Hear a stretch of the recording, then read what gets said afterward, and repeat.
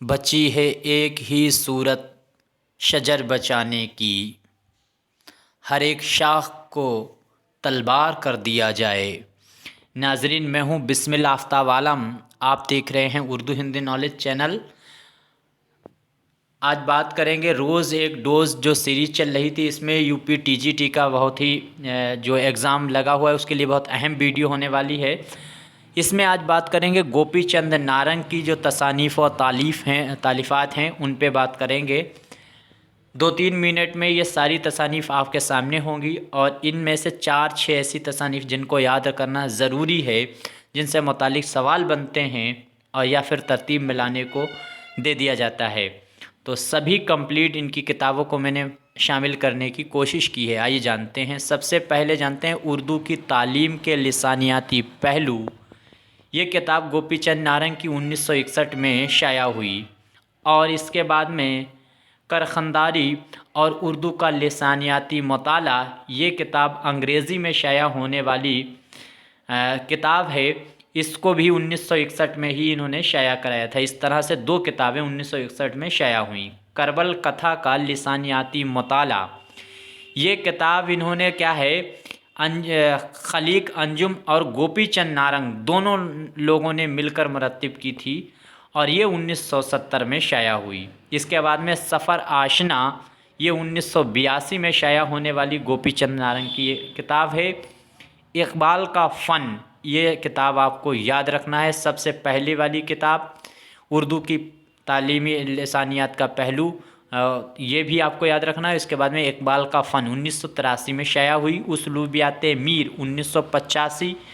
اردو افسانہ روایت اور مسائل، یہ بھی کتاب آپ کو یاد رکھنا ہے، 1986 میں شائع ہوئی اردو افسانہ روایت اور مسائل، گوپی چند نارنگ کی کتاب ہے۔ اس کے بعد میں سانحہ کربلا بطور شاعری استعارہ، یہ 1986 میں کتاب یہ بھی شائع ہوئی۔ تو یہ 2 کتابیں 1986 میں شائع ہوئیں۔ امیر خسرو کا ہندوی کلام 1987 میں شائع ہوا، یہ کتاب شائع ہوئی ہے۔ ادبی تنقید اور اسلوبیات، یہ 1989 میں شائع ہونے والی کتاب ہے۔ اس کے بعد میں ساختیات اور پس ساختیات اور مشرقی شعریات، یہ 2 کتابیں ہیں، ساختیات اور پس ساختیات اور مشرقی شعریات، 1993 میں شائع ہونے والی کتاب ہے۔ جدیدیت کے بعد، یہ کتاب بھی کئی بار پوچھی گئی ہے۔ جدیدیت کے بعد 2005 میں، اور اس کے بعد اردو زبان اور لسانیات 2006 میں شائع ہونے والی کتاب ہے۔ دیکھنا تقریر کی لذت 2009 میں شائع ہوئی کتاب۔ کاغذ آتش زدہ 2011 میں شائع، اور تپش نامہ، اس کے بعد میں تمنا، اور ساتھ ہی ساتھ میں تمنا کے ساتھ میں سنیتا اور شعریات 2012 میں شائع ہونے والی کتابیں ہیں۔ آج کی کہانی 2013 میں شائع ہوئی۔ ترقی پسند جدیدیت، مواد جدیدیت 2004، یہ ان کی لکھی ہوئی تصانیف ہیں۔ اب اس کے علاوہ کچھ ایسی تصانیف جن کے سن مجھ کو نہیں پتہ ہے، اگر آپ میں سے کسی کو پتہ ہے تو کمنٹ کر سکتا ہے، ورنہ آپ کو ان کے نام یاد رکھنا ہے، جیسے فکشن شعریات، اطلاقی تنقیدی نئے تناظر، یہ بھی کتاب انہی کی ہے۔ غالب معنی آفرینی، یہ بھی گوپی چند نارنگ کی کتاب ہے۔